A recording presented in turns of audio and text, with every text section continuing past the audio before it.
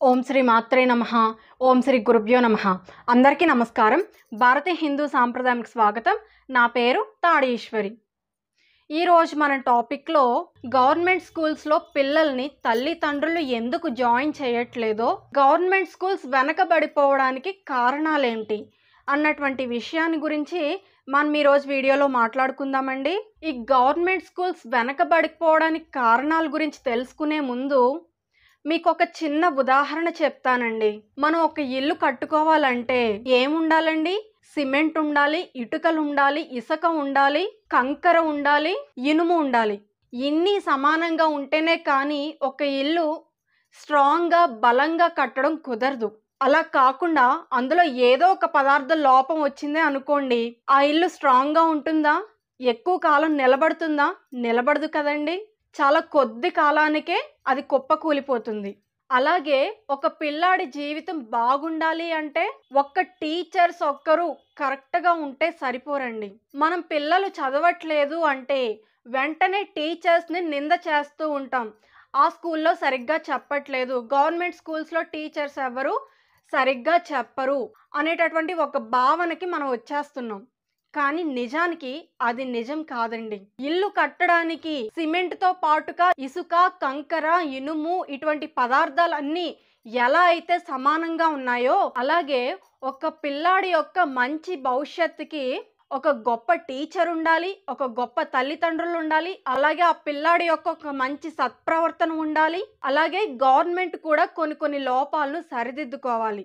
ఇన్ని సరిగ్గా ఉంటేనే పిల్లాడి జీవితం ఎంతో గొప్పగా తీర్చిదిద్దపడుతుంది. సరే, అసలు గవర్నమెంట్ స్కూల్స్ పడిపోవడానికి కారణాలు ఏంటో మనం ఇప్పుడు చూస్తే, మొట్టమొదటి కారణం తల్లిదండ్రుల దగ్గరే ఉందండి. ఎందుకంటే గవర్నమెంట్ స్కూల్స్లో చదివేటటువంటి పిల్లల తల్లిదండ్రులు ఏ రకమైన ఆర్థిక పరిస్థితిలో వాళ్ళు ఉంటారు? వాళ్ళు ఏ కూలి పని చేసుకునేటటువంటి వాళ్ళగానో కష్టజీవులుగానో ఉంటారు. కాబట్టి ఆ పిల్లల తల్లిదండ్రులు అంతగా చదువుకున్న వాళ్ళైతే అయ్యి ఉండరు.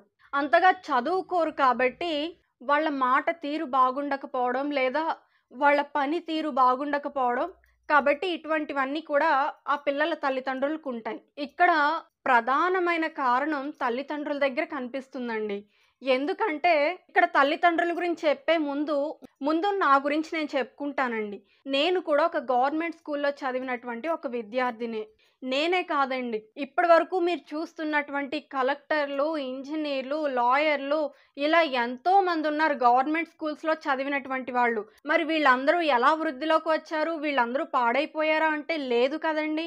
దీనికి కారణం ఏంటంటే, అప్పట్లో మా తల్లిదండ్రులు మేము ఏదైనా తప్పు చేసామే అనుకోండి, మాకు ఇది తప్పు అని తెలియచేసి మమ్మల్ని 4 దెబ్బలు వేసేవారు. అలాగే మా స్కూల్లో కూడా ఏదైనా ఇచ్చిన హోంవర్క్ చేయకపోవడమో, ఏదైనా చిన్న తప్పు చేసామే అనుకోండి, మా చేతులు కర్ర దెబ్బలతో వాచిపోయేవన్నమాట. ఎందుకంటే మా టీచర్ గారు మమ్మల్ని ఎందుకు కొట్టారు? మేము మరలా ఆ తప్పు చేయకుండా ఉండాలి అంటే, ఒక దెబ్బ మా చేయి మీద వేశారే అనుకోండి, మరలా మేము ఆ తప్పు చేయడానికి చూస్తామా చెప్పండి? చూడం కదా. కాబట్టి అప్పట్లో మా తల్లిదండ్రులు, మా టీచర్స్ మమ్మల్ని అంత భయంలో పెట్టి పెంచారు కాబట్టి అప్పట్లో గవర్నమెంట్ స్కూల్స్ కూడా బాగా అభివృద్ధి చెందేవి. ఇప్పుడు పిల్లలు ఏదైనా తప్పు చేశారే అనుకోండి, తల్లిదండ్రులకి ఎలాగో వాళ్ళకి చదువు రాదు, వాళ్ళు నిరక్షరాస్యులు పూర్తిగా. పిల్లాడు ఏదైనా తప్పు చేశాడే అనుకోండి, వాడి మీద ఒక చిన్న దెబ్బ వేస్తే తల్లిదండ్రులు ఆ టీచర్స్ మీదకి యుద్ధాలకు వచ్చేస్తున్నారు. మరి పిల్లలు తప్పు చేసినప్పుడు పిల్లాడిని దండించే హక్కులు టీచర్స్కి ఇవ్వకపోతే ఆ పిల్లాడికి భయం ఎక్కడి నుంచి వస్తుంది? ఆ పిల్లాడికి చదువు ఎక్కడి నుండి వస్తుంది చెప్పండి? మేము మా చిన్నతనంలో యూనిఫామ్ లేకుండా స్కూల్కి రానిచ్చేవారు కాదు. యూనిఫామ్ లేకుండా వస్తే మా చేతులు వాచిపోయేవి. కానీ ఇప్పుడు ఉన్నటువంటి గవర్నమెంట్ స్కూల్స్లో మీరు స్క్రీన్ మీద చూస్తున్నారు, చాలా స్కూల్స్లో స్కూల్ యూనిఫామ్ అన్నదే వేసుకోవడం లేదు. ఒకవేళ యూనిఫామ్ వేసుకున్నా కానీ మాసిపోయిన బట్టలతో అపరిశుభ్రంగా వస్తున్నారు స్కూల్కి.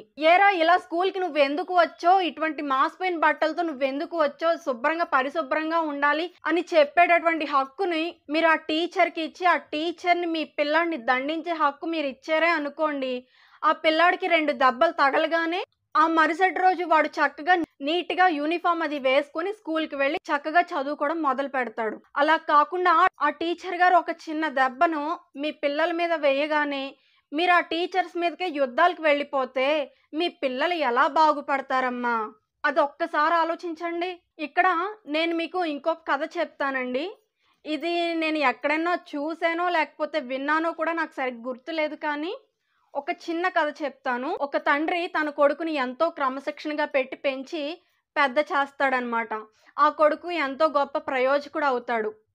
ఆ కొడుక్కి పెళ్లి చేస్తారు. పెళ్లి చేస్తే ఆ కొడుక్కి కూడా పిల్లలు పుడతారు. ఇప్పుడు ఆ కొడుకు ఒక తండ్రి స్థానానికొచ్చాడు. అప్పుడు తన పిల్లలకి ఏమని చెప్తాడో తెలుసా ఆ తండ్రి? "ఒరేయ్! నా చిన్నతనంలో మా నాన్నగారు మమ్మల్ని చాలా క్రమశిక్షణలో పెట్టారు. అందుకే మేము ఏమీ ఎంజాయ్ చేయకుండా పోయాంరా. కనీసం మీరైనా ఎంజాయ్ చేయండిరా" అని చెప్పి ఆ పిల్లలకి డబ్బది ఇచ్చి, "మీ ఇష్టం వచ్చినట్లు మీరు తిరగండిరా. మీరిష్టం వచ్చినట్టు మీరు లైఫ్‌ని ఎంజాయ్ చేయండిరా. మా నాన్నగారు మాకు ఆ హక్కునివ్వలేదురా" అని చెప్పి ఆ పిల్లోడిని గారాబం చేసి పెంచుతాడనమాట. కొన్నాళ్ళు పోయేసరికి ఆ పిల్లలు పెద్దవాళ్ళవుతారు కానీ, ఆ పిల్లలు దేనికి పనికి రాకుండా పోతారు. అప్పుడు ఆ తండ్రికి తను చేసిన తప్పేంటో అర్థమవుతుందనమాట. అప్పుడు మా నాన్నగారు నన్ను క్రమశిక్షణలో పెట్టాడు కాబట్టే, నాకంటూ ఒక గొప్ప మంచి భవిష్యత్తొచ్చింది. నేను నా పిల్లల్ని అటువంటి ఒక గొప్ప క్రమశిక్షణతో పెంచుంటే, ఈరోజు నా పిల్లలు కూడా ఒక గొప్ప ప్రయోజకులయ్యుండేవారు. కానీ నేను నా పిల్లలకి చేసిన అన్యాయం ఏంటంటే, నేను వాళ్ళకి స్వేచ్ఛనిస్తున్నాను, వాళ్ళని నేను చాలా బాగా ప్రేమిస్తున్నాను అని నేను అనుకోని ఒక భ్రమతో వాళ్ళని నేనే చెడగొట్టుకున్నాననమాట. కాబట్టి నా పిల్లల భవిష్యత్తు పోవడానికి నేనే ప్రధాన కారకుడినయ్యాను అని చెప్పి ఆ తండ్రి ఎంతగానో బాధపడుతూ ఉంటాడనమాట. కాబట్టి క్రమశిక్షణ అన్నది పిల్లలకి చిన్నప్పటి నుంచి లేదనుకోండి, వాళ్ళు బ్రతుకులు పెద్దయ్యాక వాళ్ళు దేనికి పనికి రాకుండా పోవడమో, లేకపోతే ఒక రౌడీగానో, ఒక దొంగగానో తయారవ్వి సమాజం దృష్టిలో ఒక నల్ల మచ్చలా మిగిలిపోతాడు. కాబట్టి మీ పిల్లల్ని మీరు ప్రేమించండి. అందులో తప్పేమీ లేదు. కానీ అది ఎంతవరకు ఉండాలి? మీ పిల్లలు ఒక మంచి పని చేస్తే అది మీరు మెచ్చుకోండి. మీ పిల్లలకి పనికొచ్చేటటువంటి ఒక మంచి బహుమతిని మీరివ్వండి. మంచి ఆహారాన్ని తినిపించండి. అంతేకానీ వాళ్ళు చేస్తున్నటువంటి ప్రతి తప్పును మీరు కప్పిపుచ్చి స్కూల్లో చేసినటువంటి తప్పులకు కూడా టీచర్స్‌కి మీరు రైట్స్ ఇవ్వకపోతే మీ పిల్లల జీవితాన్ని మీరే పాడు చేసుకున్నట్లవుతుంది. ఇదొక ప్రధానమైనటువంటి కారణం. అలాగే మీరు చేస్తున్నటువంటి ఇంకొన్ని తప్పులేంటంటే, మీరు ఇంట్లో ఏ విధంగా మాట్లాడతారో మీ పిల్లలు కూడా ఆ విధంగానే మాట్లాడతారు. మీరు ఇంట్లో మంచి మాటలు మాట్లాడారనుకోండి, మీ పిల్లలు కూడా మంచి మాటలు మాట్లాడతారు.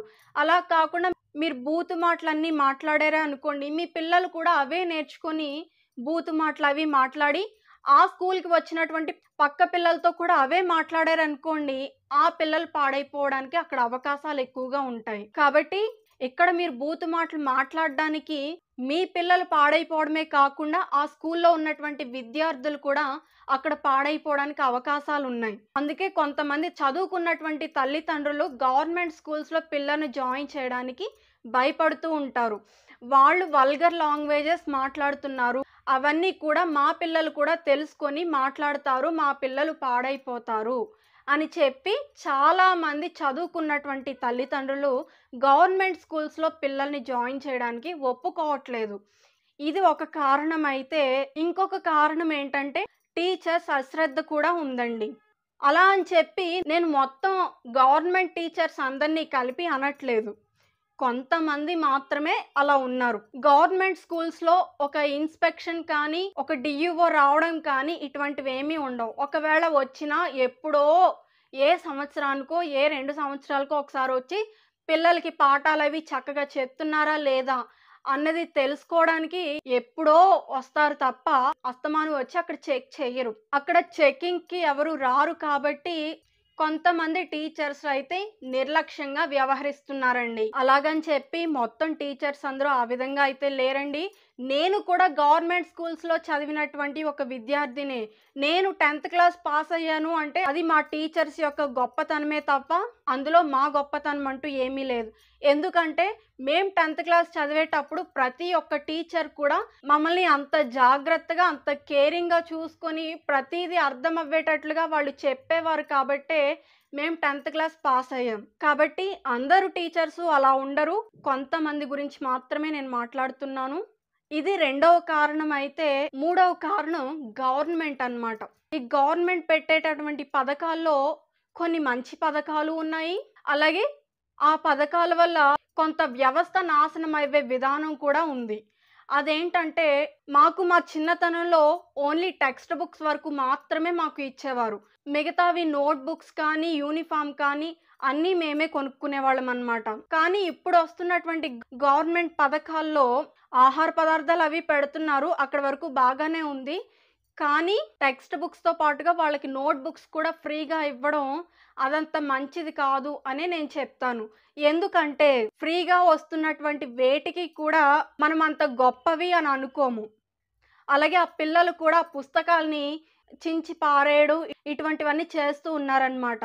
కనీసం తల్లిదండ్రులైనా సరే, ఒరేయ్ నేను మీకు ఈ బుక్స్ కొని పెడితే కనీసం 2000 రూపాయలన్నా సరే మాకు ఖర్చవుతుంది. కానీ ఇవి గవర్నమెంట్ మీకు ఇస్తున్నటువంటి పుస్తకాలు. కాబట్టి వీటిని మీరు చాలా జాగ్రత్తగా చూసుకోవాలి అని కనీసం తల్లిదండ్రులన్నా అక్కడ చెప్పాలి. అంటే అటువంటి కనీస బాధ్యత తల్లిదండ్రులు కూడా తీసుకోవడం లేదు. కాబట్టి అన్నీ మనం ఫ్రీగా ఇచ్చేస్తే వాటికి విలువ లేకుండా పోతుంది. కాబట్టి వాటికి ఖచ్చితంగా విలువ ఉండి తీరాలి. ఆ పుస్తకాలు ఒక పుస్తకం కాదు, అవి సాక్షాత్తుగా సరస్వతి దేవి అని ఎప్పుడు వాళ్ళకి గుర్తొస్తుంది? వాళ్ళు డబ్బు పెట్టి కొనుక్కున్నప్పుడు మాత్రమే అది వాళ్ళకి జ్ఞానోదయం అవుతుంది. అంతేకాదు మనకి ఫ్రీగా వస్తే ఎలా అన్నా సరే వాడేస్తాం. అదే డబ్బు పెట్టి కొనుక్కుంటే చాలా జాగ్రత్తగా, పొదుపుగా వాడుకుంటాం. మన పిల్లలకి కూడా అదే అలవాటు చేస్తాం. అవునా కాదా చెప్పండి? కాబట్టి అన్నిటిని ఫ్రీగా ఇవ్వకూడదు. అలాగే గవర్నమెంట్‌లో ఈ ఫ్రీగా ఇచ్చే పుస్తకాలు బదులు వాళ్ళకి మంచి టాయిలెట్స్‌ని ఏర్పాటు చేయడం, ఒక ఆయమ్మని ఏర్పాటు చేయడం, స్కూల్‌కి ఒక వాచ్‌మెన్‌ని ఏర్పాటు చేయడం ఇటువంటివన్నీ చేసిందే అనుకోండి గవర్నమెంట్. అప్పుడు పిల్లలు కూడా బయటికి పోయి వాళ్ళ ఇష్టం వచ్చినట్లు తిరగకుండా అక్కడ ఒక కాపలాదారుడు ఉంటాడు కాబట్టి పిల్లలు చక్కగా లోపలే ఉండి చదువుకోవడానికి అక్కడ అవకాశం ఉంటుంది. అలా కాకుండా ఆ స్కూల్స్‌కి అసలు ఎటువంటి ఫెసిలిటీస్ లేకుండా, ఒక వాచ్‌మ్యాన్ లేకుండా, ఒక ఆయమ్మ లేకుండా ఉంటే కనుక పిల్లలు వాళ్ళ ఇష్టం వచ్చినట్లు వెళ్ళడం, రావడం అంతా వాళ్ళ ఇష్టమే. మళ్ళీ అలా వెళ్ళినందుకు అడిగే హక్కు కూడా టీచర్స్‌కి ఉండడం లేదు. అలాగే ఇక్కడ ఇంకొక కారణం కూడా చెప్పాలంటే, ఇప్పటి కాలం తల్లిదండ్రులు పిల్లల్ని ఇంగ్లీష్ మీడియం స్కూల్స్‌లో చదివించాలని చాలామంది అనుకుంటున్నారు. అటువంటి ఇంగ్లీష్ మీడియం స్కూల్స్‌లో చదివించాలని తల్లిదండ్రులు ఆశపడుతున్నారు కానీ, అటువంటి ఫెసిలిటీస్ కూడా గవర్నమెంట్ స్కూల్స్‌లో ఉండడం లేదు. కాబట్టి ఈ కారణాల వల్ల పిల్లలు వెనకబడిపోవడం జరుగుతుందనమాట. కాబట్టి గవర్నమెంట్ స్కూల్స్ వెనకబడిపోవడానికి ప్రధానమైన కారణం తల్లిదండ్రుల యొక్క ప్రవర్తన, టీచర్స్ యొక్క నిర్లక్ష్యం, అలాగే టీచర్స్ ఇంగ్లీష్‌లో బోధన చేయకపోవడం, అలాగే గవర్నమెంట్ కూడా పిల్లలకి ఏది అవసరమో, ఏది అనవసరమో ఇవి తెలుసుకొని పథకాలు ఏర్పాటు చేసినట్లయితే మన గవర్నమెంట్ స్కూల్స్ ఇదివరకట్లాగానే మరలా చురుగ్గా మెరుగుపడడానికి అవకాశాలైతే ఉంటాయన్నమాట. సరేనా అండి? ఈ వీడియో కనుక మీకు నచ్చినట్లయితే తప్పకుండా లైక్ చేసి, షేర్ చేసి, సబ్స్క్రైబ్ చేసుకోండి. మరిన్ని ఇంట్రెస్టింగ్ వీడియోస్ కోసం మన ఛానల్‌ను సబ్స్క్రైబ్ చేయండి. మనం మరలా మరొక మంచి వీడియోతో కలుద్దామండి. అంతవరకు సెలవు. సర్వం శ్రీ ఈశ్వరార్పణమస్తు.